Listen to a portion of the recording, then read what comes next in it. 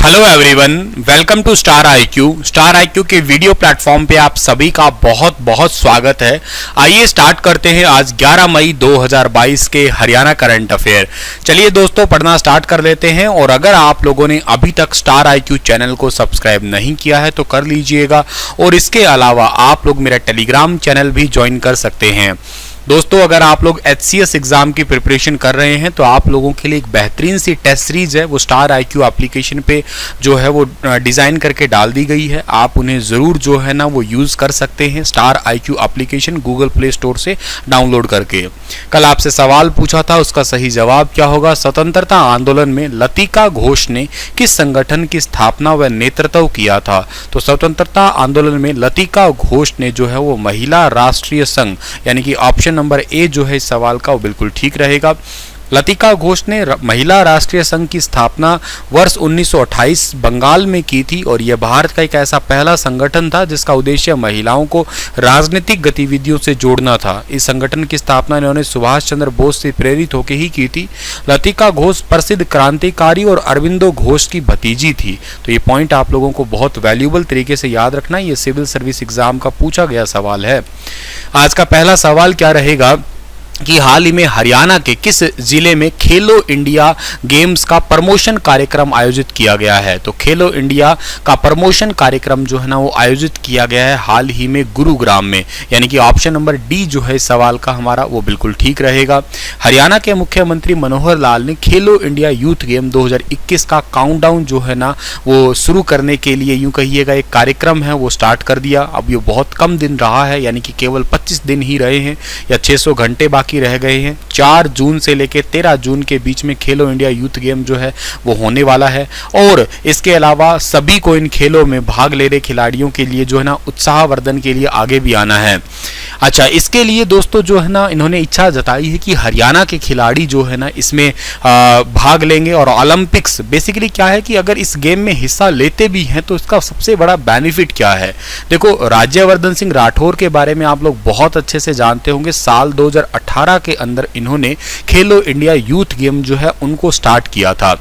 Start करने के पीछे उद्देश्य क्या था, लक्ष्य क्या था? स्टार्ट करने के पीछे सबसे बड़ा जो उद्देश्य था ना वो यही एक ही था कि भाई जो बच्चे हैं वो स्कूल लेवल पे गेम अगर अच्छे से खेलते हैं तो फिर वो यूनिवर्सिटी लेवल पे भी खेलेंगे, कॉलेज लेवल पे भी खेलेंगे, और इससे हमें ओलंपिक में जो है ना वो मेडल मिल जाएगा। सबसे बड़ा उद्देश्य बेसिकली यही था। पहली तो बात ये हुई। दूसरी बात, राज्यवर्धन सिंह राठौर है कहाँ से? ये जयपुर राजस्थान के हैं। तीसरी इंपॉर्टेंट बात ये है कि जो राज्यवर्धन सिंह राठौर है ये साल 2004 के एथेंस ओलंपिक के जो है सिल्वर मेडलिस्ट है। और कौन से गेम में? शूटिंग गेम्स के अंदर जो है ना ये मेडलिस्ट है। ये भी बात आप याद रखिएगा।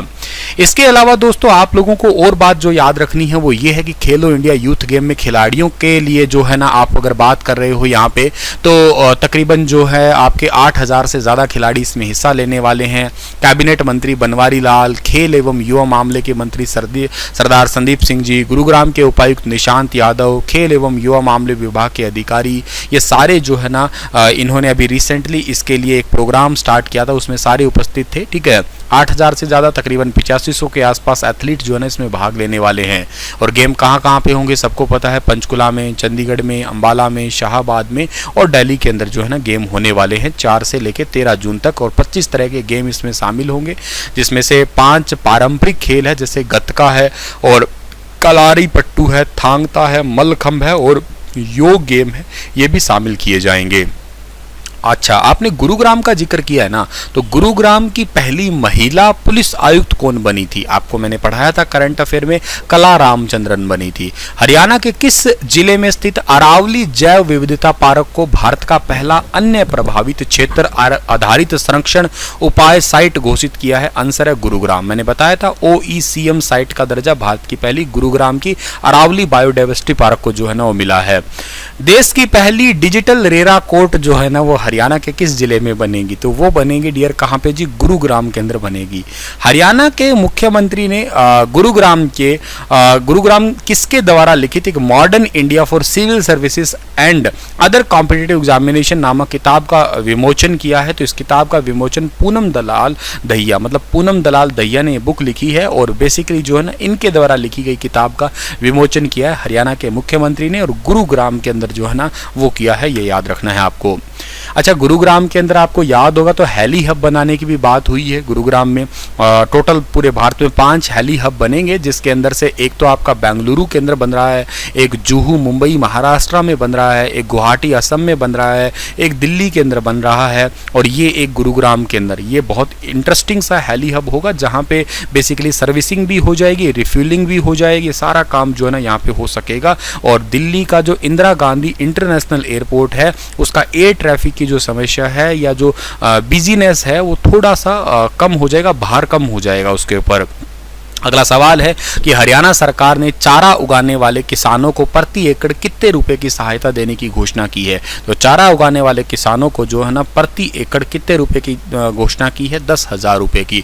ऑप्शन नंबर ए जो है ना बिल्कुल ठीक रहेगा। चारा, भाई जो डांगर होते हैं उनके लिए चारा जो है बहुत ज़रूरी है, और उनके लिए जो है ना ये चारा उगाने के लिए जो चारा उगाते हैं उनको 10,000 रुपये प्रति एकड़ की सहायता दी जाएगी, ऐसी घोषणा की है हरियाणा के कृषि एवं किसान कल्याण मंत्री जेपी दलाल के द्वारा।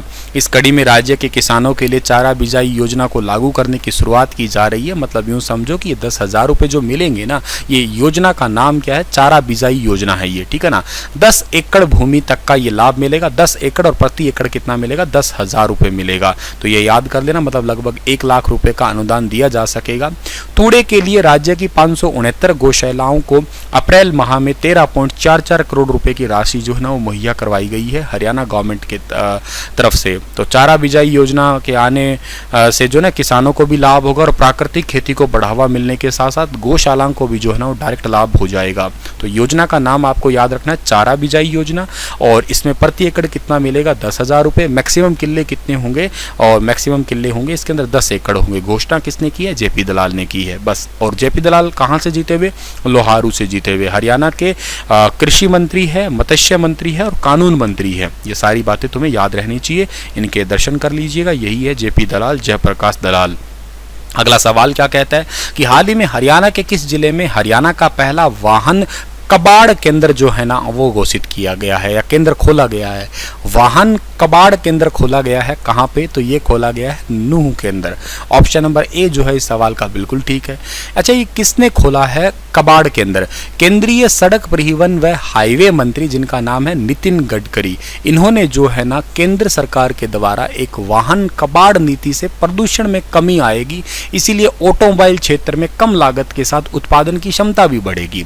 तो 10 मई को इन्होंने नूह जिले के फतेहपुर गांव के अंदर जो है ना पूरे हरियाणा का पहला registered vehicle scrapping facility centre का उद्घाटन किया है। देसी भाषा में कहें तो वाहन कबाड़ केंद्र जो है ना इसका उद्घाटन किया है इन्होंने कहा है कि इस नीति से सबसे बड़ा लाभ होगा कि कॉपर, स्टील, एल्यूमिनियम, रबड़, प्लास्टिक आदि से उपलब्ध जो है ना ये सबसे जाहिर सी बात है सीधा तौर पे जो है इनका रिसाइकलिंग का बहुत ही बड़ा बेनिफिट हो जाएगा। पर्यावरण को शुद्ध बनाने में बहुत इंपॉर्टेंट सा रोल निभाएगा। ये 2024 तक जो है ना बहुत अच्छा हो जाएगा, मतलब इसका रिजल्ट 2024 तक आ जाएगा। प्रदूषित हवा से लोगों को मुक्ति मिल जाएगी, ठीक है ना। तो स्क्रैपिंग एक नीति लागू की है इन्होंने। तो नए वाहनों में प्रदूषण की मात्रा कम है वैसे भी, और नई नीति में जो पुराने हैं उनको इसके स्क्रैपिंग के अंदर डलवाई दिया जाएगा, ठीक है ना।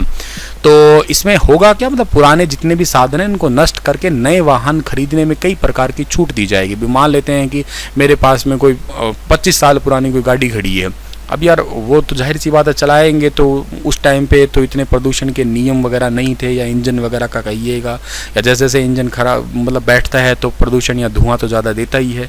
तो उस आधार पे जो है ना उनको स्क्रैपिंग में अगर मैंने उस वाहन को दे दिया तो अब मैं नया वाहन लूँगा तो मेरे को कुछ छूट वगैरह दी जाएगी।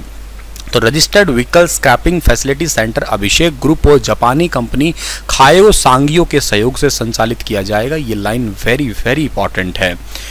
और आप अगर नूह की बात करते हैं तो मेवात के अंदर कोटला झील है जो मेवात के अंदर है, उजीना संगेल झील है जो भी मेवात में है, चंदेली झील है ये भी मेवात के अंदर ही है।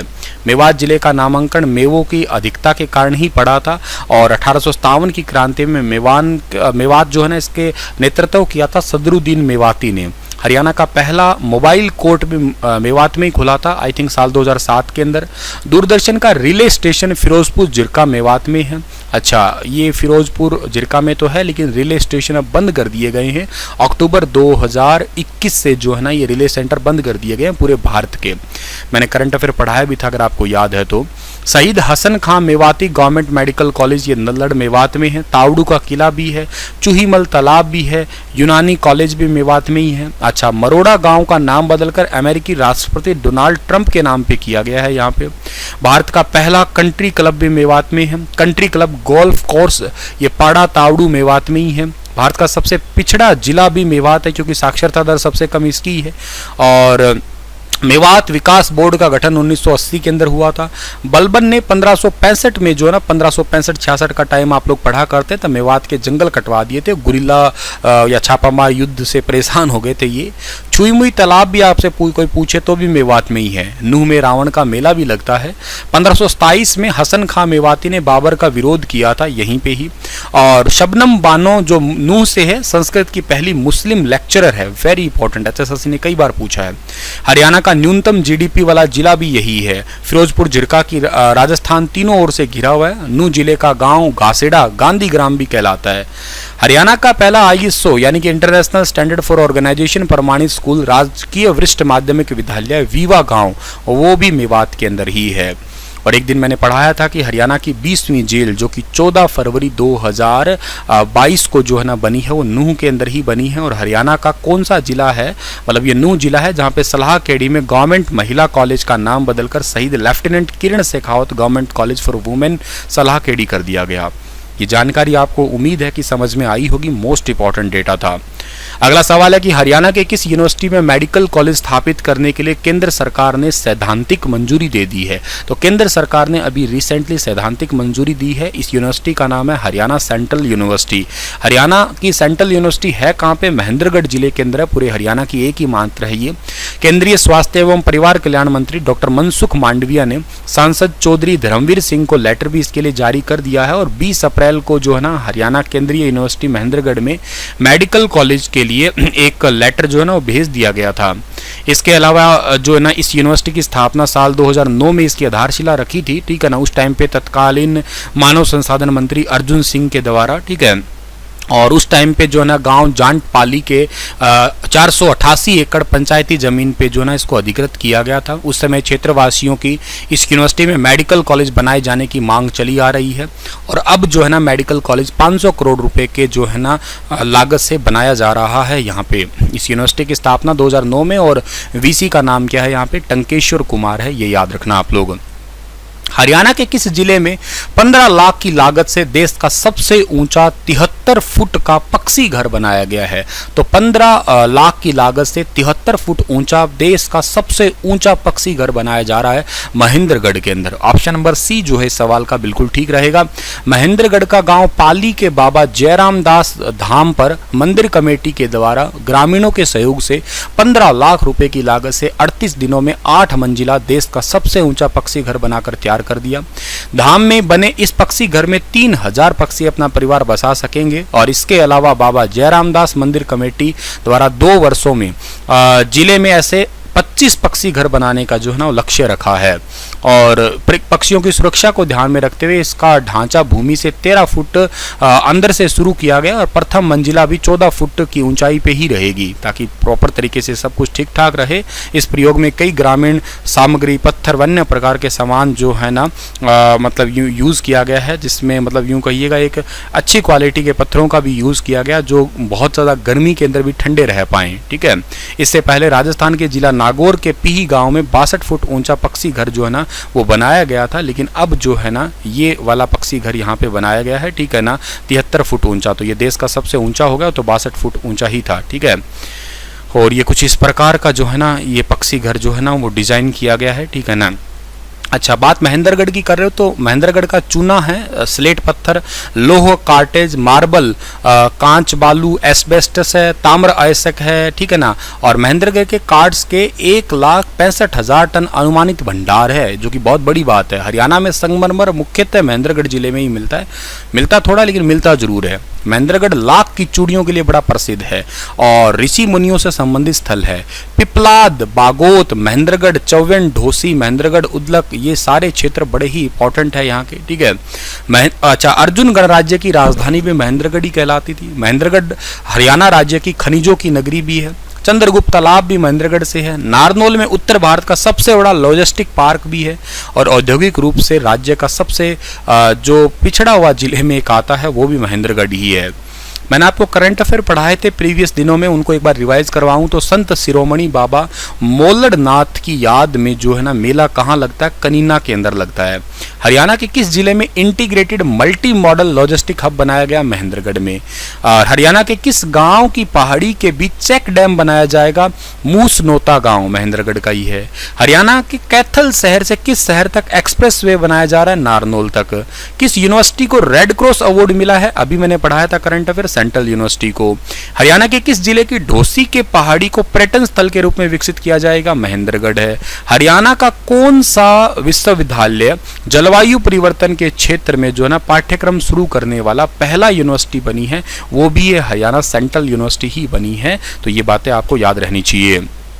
किस हरियाणवी को जल प्रहरी सम्मान 2022 से सम्मानित किया गया है, जल प्रहरी सम्मान 2022 से सम्मानित किया गया है अभिमन्यु दहिया को। ऑप्शन नंबर बी बिल्कुल ठीक रहेगा। सोनीपत के हैं ये रहने वाले, ठीक है ना। और ये इनको जो है ना बेसिकली 30 मार्च 2022 को न्यू दिल्ली के अंदर आत्मनिर्भर भारत प्रयास एवं चुनौती विषय पर आयोजित कार्यक्रम में सम्मानित किया गया है। ये बेसिकली वहाँ के राजकीय वरिष्ठ माध्यमिक विद्यालय उगाला में जो ज्योग्राफी है उसके प्रवक्ता रह चुके हैं। और अभिमन्यु दहिया ने इस कार्यक्रम में जल शक्ति मंत्री गजेंद्र सिंह शेखावत की मौजूदगी में जल पुरुष पॉन्ड मैन राजेंद्र सिंह सहित देश भर के अन्य जल संरक्षण जो है ना उसमें चर्चा में इन्होंने हिस्सा लिया था। इसमें ही इनको जल प्रहरी से सम्मानित जो है ना अवार्ड से सम्मानित किया गया है। पानी ही जीवन का आधार है जिससे कोई इनकार नहीं कर सकता, ऐसा कुछ इनका थीम भी रखा गया था इनके द्वारा, ठीक है। तो राष्ट्रीय स्तर पर जो जल प्रहरी सम्मान 2022 था उसमें हरियाणा के प्राध्यापक है अभिमन्यु दहिया, इनका सिलेक्शन हुआ है। जरूर आप लोगों को याद रखना है। गांव उगाला, जिला सोनीपत, ये भी बात आपको याद रखनी है। हालांकि इसके अलावा हरियाणा, गुजरात, पंजाब, राजस्थान, महाराष्ट्र, आंध्र प्रदेश, तेलंगाना और बाकी और भी राज्य हैं वो भी शामिल हुए थे, लेकिन हरियाणा राज्य से अभिमन्यु दहिया जरूर याद रखना है आपको। हरियाणा का दूसरा IIM किस जिले में बनाया जा रहा है, very very important question. Haryana का दूसरा IIM बनाया जा रहा है गुरुग्राम के अंदर। ऑप्शन नंबर डी जो है सवाल का ठीक है। एक्चुअली आपको थोड़ा सा मैं बताऊं तो MDU के अंदर ना एक पूर्व छात्र मिलन समारोह था जिसमें 300 के आसपास डिग्रियां बांटी गई थी और उसमें ही जो है ना हरियाणा के मुख्यमंत्री जी ने गुरुग्राम IIM का ऑनलाइन जो है ना वो शिलान्यास किया था। और ये रोहतक के बाद हरियाणा का दूसरा होने वाला है। गुरुग्राम के सेक्टर 43 के पारस अस्पताल के पास जो है ना ये बनाया जाएगा। IIM रोहतक की स्थापना साल 2010 में 11वीं पंचवर्षीय योजना के तहत जो हुई थी आपकी। IIM रोहतक के वर्तमान जो निदेशक है उनका नाम धीरज P शर्मा है।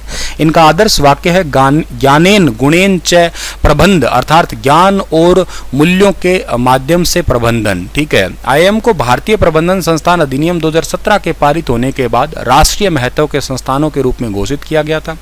और नवीनतम जो रैंकिंग है 2020 के अनुसार उसमें IIM अहमदाबाद को भारत में सबसे अच्छा संस्थान जो है ना वो घोषित किया गया है आपका, ठीक है। तो चलिए इसी के साथ में ये लेक्चर होता है समाप्त। और आपके लिए सवाल होगा कि हरियाणा के किस गांव की कहानी को हरियाणा के स्कूली पाठ्यक्रम में पढ़ाया जाएगा, माजरा, मंगाली, रोहनाथ, पाबड़ा। बताइए आज का लेक्चर कैसा था। हंसते मुस्कुराते रहना, शेयर जरूर करना। धन्यवाद।